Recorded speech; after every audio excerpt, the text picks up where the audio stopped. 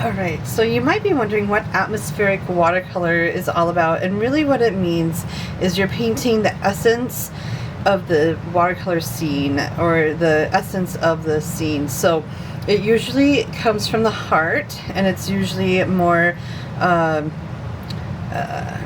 impromptu, intuitive, expressionistic, and not as realistic. So this is a realistic winter tree, but I painted it from my memory, and I used texture and just simple colors to really define the tree. And so that's what atmospheric watercolors are all about. People do that with seascapes, skyscapes. Like a lot of landscape artists will paint very atmospherically. In fact, I have a couple books painting atmospheric. Gene Haynes is one of the artists, and is Frank Uber one. Michael Holter would be another good one. But these artists like to paint, like, not necessarily what they see, but how they feel painting the subject. Hopefully that makes sense. So this one is done with Sodalite Genuine, and that's what I'm going to show with. And I just love this pigment. It comes from Daniel Smith. It's a very blue. This is very the true color. The tree trunk is very, very much that color. And then for like the background, and just to give it a little bit more color, I'm doing a cerulean blue, and this is just from Blick. So, and then I'm using an ashtray, an old ashtray from my grandma, and then a size 6 brush, and I might even use the Escoda Versatile. This is like a 10 liner brush, and then a jar of water, which is right here. And then the paper that I'm using is 4 inches by 5 1/4. That will fit an A2 card base. So this is an A2 card base, and it would fit, once I mounted it, it would mount right like that. And then I just glue it with a tape runner. So that is how that works. I also painted this one. It's so pretty. I just love it, with the Derwent tinted charcoal paint set, and that turned out really nice too. There's a set of 6 in here, and they really look lovely to paint with. They were really fun to paint with. So Derwent tinted charcoal paint set, but for today's demo I'm doing cerulean and Sodalite Genuine. But if you have any monochromatic colors, will really work for this. If you have colors on your palette, just make it a grayish color.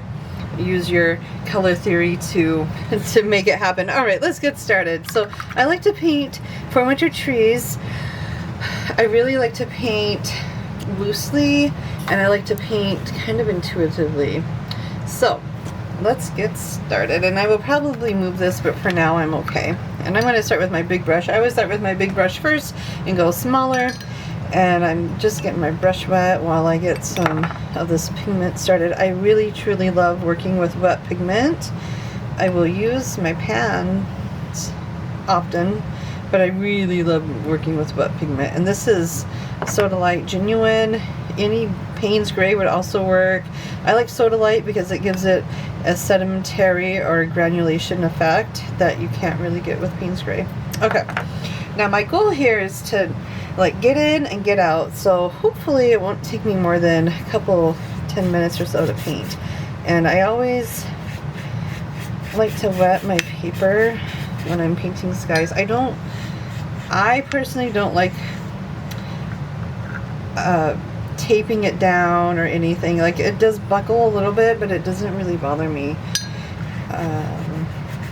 And a lot of the professional artists that I know do the same. They're like, it's just part of the process. And I agree, it is part of the process. Okay, so just paint a sky. I always think about like the most bluish is usually at the top, and then it gets lighter. So my lighter color is going to be about there. But I do want it to be a little bit of gray, right? Because we're in the winter time, and I feel like winter is like gray. It doesn't matter. I'm gonna be alright. That looks about right. I kind of keep my skies really loose. I'm gonna add some more of that cerulean. And I probably added way more cerulean than I needed, but that's okay. And now, because it's very atmospheric, we just add a little bit of splatter just to keep it real, right? We don't want it to be flat. I would say most winter skies are not flat. All right, now I get to decide where I want my horizon line to be. And I think I want it to be about here. So with that, I'm going to take just my Sodalite Genuine, and I'm going to make a nice little horizon line, just like that. It's going to dry about 20% lighter, so I'm not worried about it being too dark yet. It's not that dark to worry about. And then I just let it dry. And then I might even go back in here, add a little bit more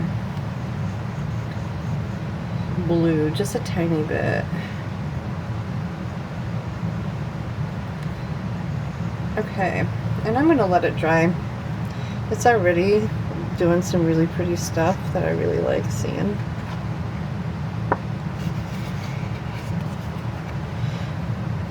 Sometimes I will have this on a clipboard, but it's looking good. Alright, so it's gonna dry. It's quite lovely.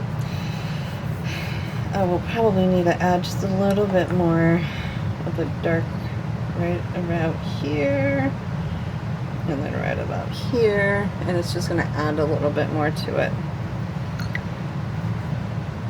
I'm just going to get a bloom happening right there, and a little bloom happening right there. And maybe I do want it to look more like a forest, so I'm going to go up a little bit, and then once I like where it's at, I'm going to brush it away. This is just going to give it a nice loose. This is so background, midground, and then my tree is a foreground, right? That's my plan, and that's what's happening. And it's okay if the tree line kind of goes into the sky. I mean, we see that all the time, right? All right, that's looking good. Now we can just let it dry, and when I come back to it, it'll be nice and dried for the tree. All right, I am back. It is all dry. And so let's start painting. I will sometimes use a pencil. If you're a beginner watercolorist, you might actually enjoy that. But here's going to be my start of the trunk. And then I have photo references, right, of the tree. And so I'm just kind of drawing a tree for you. It's looking quite lovely, actually. I'm enjoying this. And then I'm just going to get the basic shapes down. I'm not going to do all the things yet, but I would start with like one V and then two V's, right? And then you can kind of branch out from there. All right, but there's the start of it. This is just a Derwent like colored pencil, and it'll fade right into the background. All right, so with winter trees, what I like to do is I'm going to use a whole bunch of different varieties of color, but to start, I got this really nice thick color of the Sodalite Genuine, and I might even add just a little bit of this cerulean right in here. So I'll go back and forth. It'll pretty much be one and the same, but if I'm going to start with a nice big trunk, and then I'm going to go back in, and I'm just going to add one side darker, and then another side darker, and then I'm going to take whatever's left on my brush or pigment, and if you guys do calligraphy, then you'll know what I'm talking about. I do thick and thin lines. This is a very thick line, but I'm going to go up and get smaller. This is another thick one, and then I'm going to clean my brush pretty much where there's not a whole lot of pigment, and I'm just going to add just a tiny bit of pigment just to start. And these are going to be like the faded away branches, and don't worry, you can always get more just by dotting in, and the water will just kind of move wherever. And I'm just kind of flicking, and I'm taking my time. Very light touch here, And so the idea is that you have all these different, you have darks, and you have light dark lines, and when you get, like, so when there's a little bit of paint on the branch, then you can just move that paint up and it gets really light. You can kind of see how that works, right? Isn't that pretty? And that's what I do, and that's how I paint my winter trees. And then if maybe I need another one right down here, this might actually become a bookmark. I really like it. And this is just with Sodalite Genuine. Yeah, you just go I don't know, painting trees is very therapeutic for me. I thoroughly enjoy painting trees. We live next to a state forest, and I walk my dog there all the time. So I feel like trees come very natural to me because that's what I'm used to seeing on a very regular basis. Now, to finish this off, I think all I'm going to do is just add a little bit of cerulean with whatever that Sodalite Genuine is, and then I'm just going to splatter a tiny little bit. You could also use white pigment too, and that would look really pretty. And then if I see too much splatter, I can always go back in with a clear water and just kind of make it look, you know, atmospheric is the name of the game, and that's what I'm doing. And I love how the water just kind of made that. And now once it's dried, or once I see it, I can go back in and darken up the darks. But I'm going to let that dry. We'll come back to it. That might actually make a really pretty fall bookmark for a teacher. But let's start with the actual painting. There's a chance I'm going to need some more Sodalite Genuine, but I'm hoping not. Sodalite Genuine is one of my favorite Prima Tech colors. I think because it's blue and you get that really pretty granulation or sedimentary look to it because it's made out of minerals. It's made out of Sodalite mineral. All right. In Chinese painting, you start at the trunk and then you grow whatever plant you have. So because I have these gorgeous pencil lines, I'm just gonna make it happen. Okay, there, I like that. I don't want to like waste my Sodalite Genuine so I just dipped my brush in the water, and it still has pigment on it.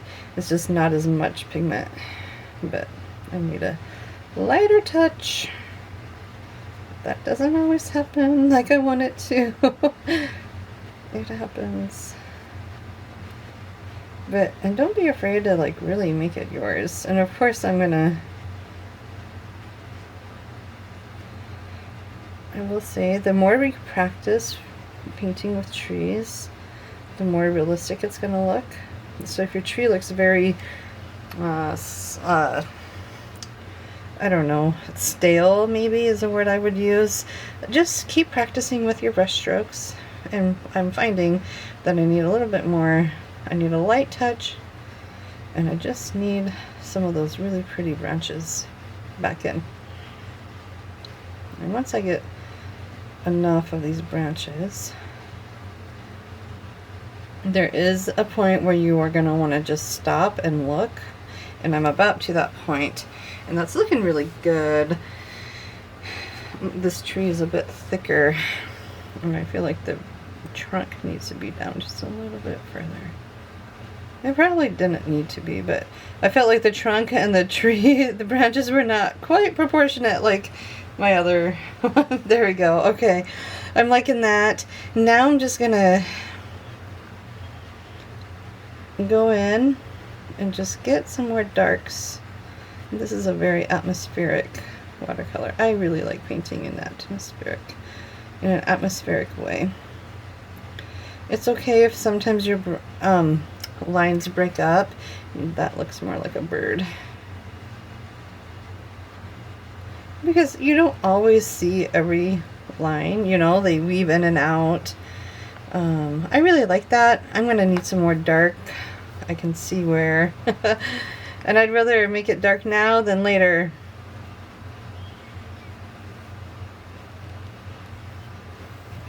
Ooh, so pretty, such a pretty color. All right, We're going to make this dark. And we're going to come back in and make that dark. That looks like it needs to be dark. So now I get to choose. Do I want my sun to be on the left side or the right side? I think it's going to be on the right side. So then the left side is going to be a little bit more in shadow. Not very much, but if I am trying to be realistic, I'm going to keep on the left side of the branches just to give it a little bit more of that dramatic look. And really what I'm doing is I'm just making the tree look more formed, and I really like how that worked. I'm afraid that if I work with it too much, it's just gonna get muddled into things. But because I like this atmospheric, and this is this is maybe a bigger tree than I wanted, but that's okay. It's still super fun to paint. I'm gonna get my little blue and dark blue mixture started. This is such a fun way to do monochromatic. And I'm gonna splatter very gently. Maybe. Now if you have some iridescent, this is a perfect time to get your iridescent colors out. In fact, maybe I will, just to show you. I have a little, I don't want every little dot to be splattered. I just want it to look natural. I have just a little bit of this blue right here, and that's where I'm going to get my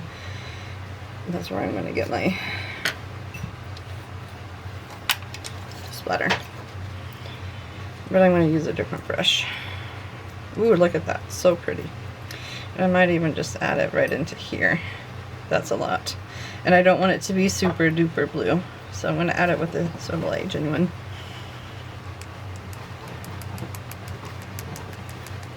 And I don't want to overdo it, but I do love splatter.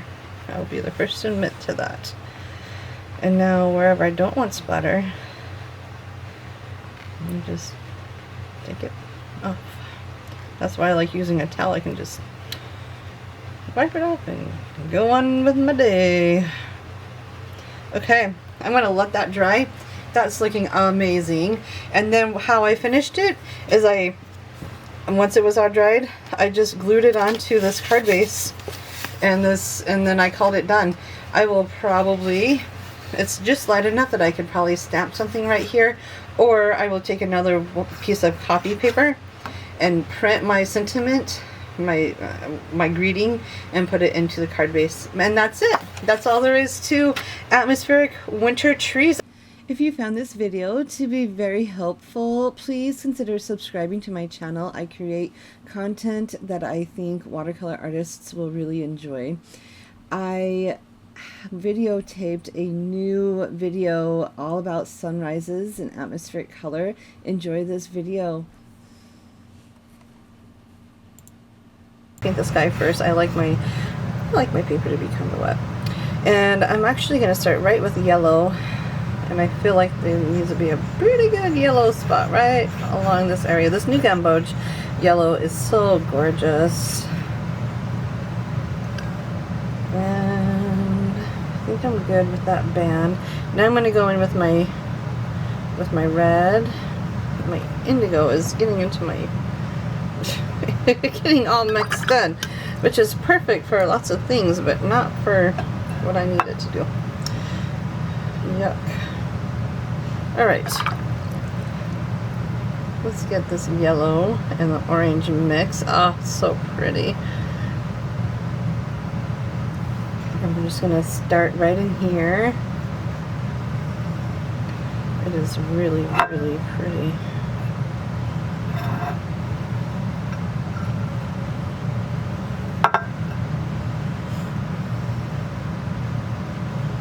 And what I'm going to have to do, I'm going to have to just go right in with the red, right in here.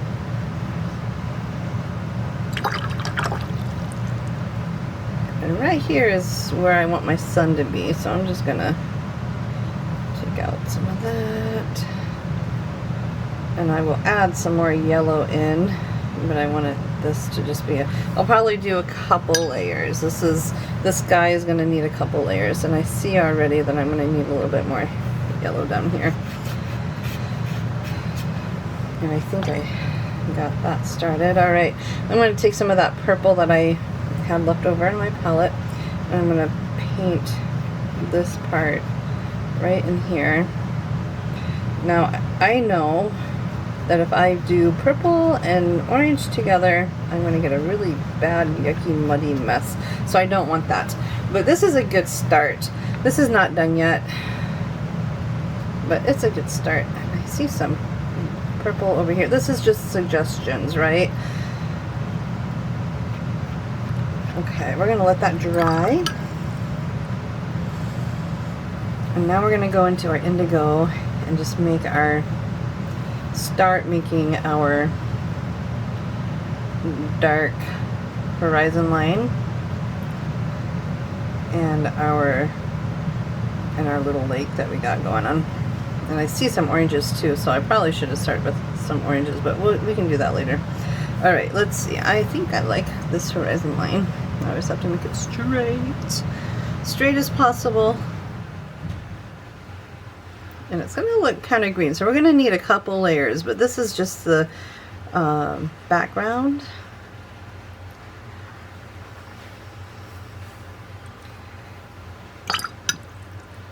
And I'm okay that it's bleeding like that. That's probably about right. I'm definitely going to have to add some more orange in to here. And be very careful not to get into the purple.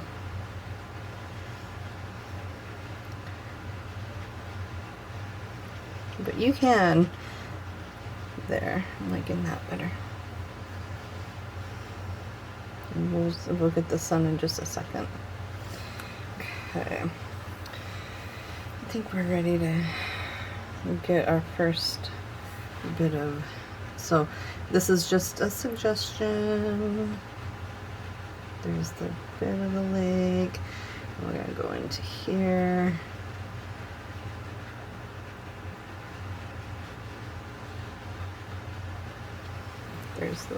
There's the lake, and now we just gotta make it so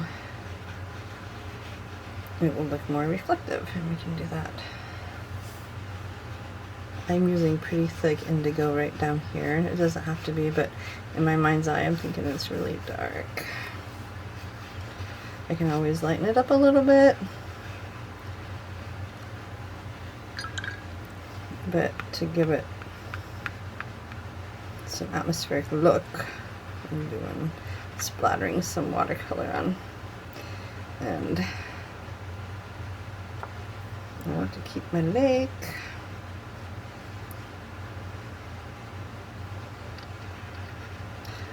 Atmospheric watercolors are really fun to play with, and of course this is very abstract, and that's okay. Alright, we gotta let that dry. There's not a whole lot I can do, but it's looking really good. The colors are looking there. There's some green I don't love, but the green will change once I get a darker layer onto it. So I'm gonna let this dry and come back to it. Okay, I'm back and ready to share a little bit more. There is some green that I'm not loving, but when I add indigo, it's all gonna go away. And this is really thick. I have this horizon line that I want to keep, and this is dry. I'm on dry paper.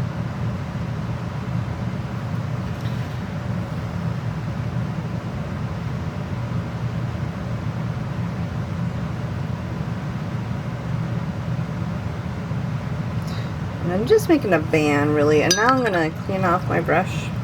And I don't really love having crisp edges, so I'm gonna do this and make it not so crisp. It's gonna be feathered. I'm gonna go up a little bit, and then I'm gonna do the same thing. Clean brush, dab it on my brush.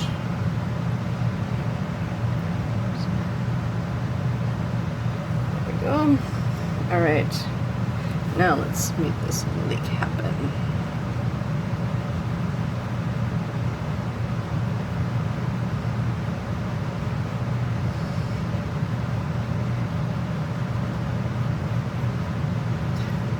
already is looking very blue and icy and wintry-ish. It's just lovely. Especially when I can get some of that yellow to pop. Okay. And now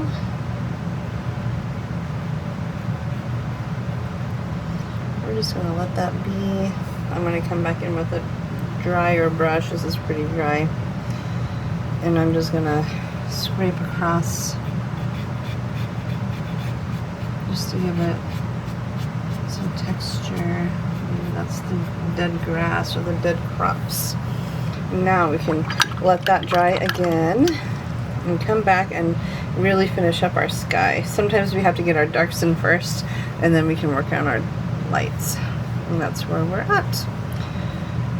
And I'm afraid that if I do too much, the yellow is going to go into the green and it's just going to look muddy. So we're going to come back to it and it's going to dry. Alright, it's dry, or dry enough. I'm going to use a smaller brush this time. I don't trust my large bristle at the moment. I'm going to use yellow to start with, as bright as yellow as I possibly can. I'm going to add in as a bit, well, a lot more yellow than you think you need. This is just yellow new gamboge. It's literally my favorite. Now I'm going to go in with this red, and right where the yellow was, right here. And this is really thick. Like, normally I don't paint skies this thick, but I think to get the vibrancy of it, I'm going to have to. And there's just a little bit of red coming and going, so I'm going to try and add that. Sky is mostly like water, so if I get too thick of a line, it's not going to work. I'm going to zoom in so you guys can see a little bit better.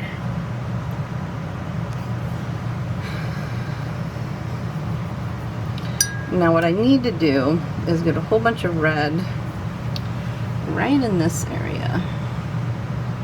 This is going to help with the purple. And I need a buffer here. It looks like I'm going to need a buffer there. There. I think now I can add in my purple and it will look lovely. This is just purple dioxide and I love this purple. Imperial Purple is my next favorite from Daniel Smith. And this is just a fun exercise to play with color and to feel like you got this really beautiful. Now this I think could almost go for a summer card, but I'm hoping it'll look more like a fall card. Okay. I feel like I need to marry some of this red in with the yellow.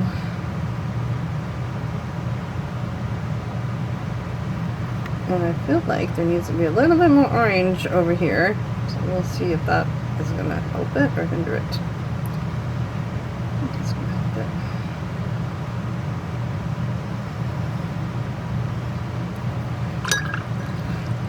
And then I'm just going to splatter a little bit of water down.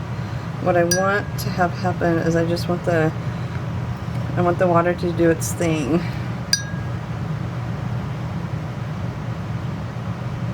I want it to look like a sky, so I'm going to just take my time and let it do its thing. I think we're good. I think I still need a little bit of red. Just kind of feel like I stopped. There we go. That's gonna look more like it. Now, is it the perfect sky like from the picture? It's not, but that's okay. That's not what we're going for. There. And I'm just kind of cleaning up my edges a little bit with a clean damp brush. Wherever I don't want to see harsh lines, I just kind of move them around. I do see that I need a lot more dark right up here, and it's actually, there's a lot of indigo right here too, so I'm gonna add that to the purple, and that's just gonna give it more depth. Ah, there we go. That's looking perfect. All right, to me that looks like a winter landscape that you would maybe go ice skating with or something, I don't know. And then just to give it some more like wintry feel, I'm gonna add some white.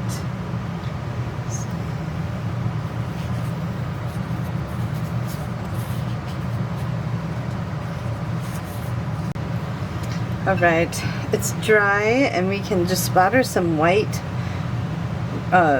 pigment. I just have white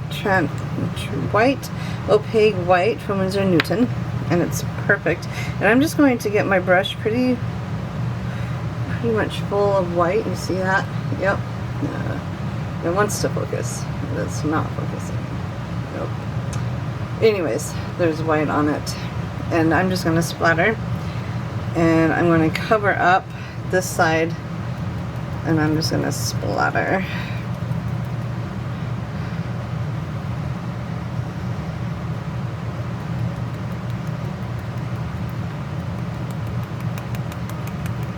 And if I don't love where the white's going, I can always just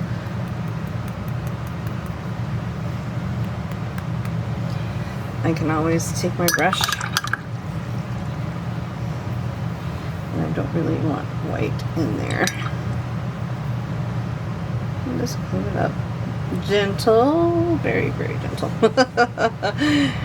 And maybe I want some dry brush too to make it look like farmland, which would be really fun. So I'll just kind of wherever, just to give it, maybe I just want to do some grass too, right? Maybe.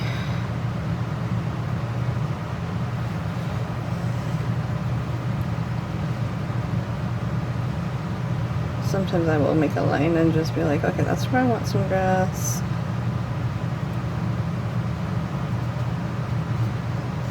Like, my whole idea is I don't want to overdo it, but I want it to look like it's part of the landscape. I love when I see the hoarfrost on landscapes. It's so pretty.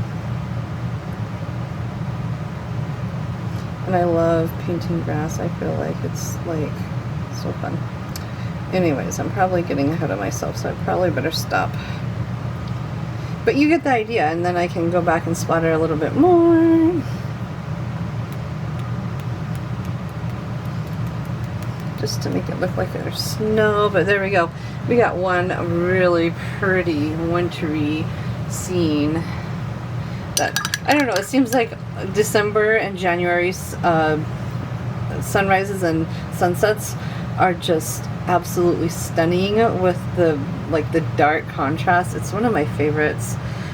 And so anyways, I wanted to recreate that for a friend of mine who loves sunrises. So anyways, I hope this helps, and play with your colors to make some simple landscapes.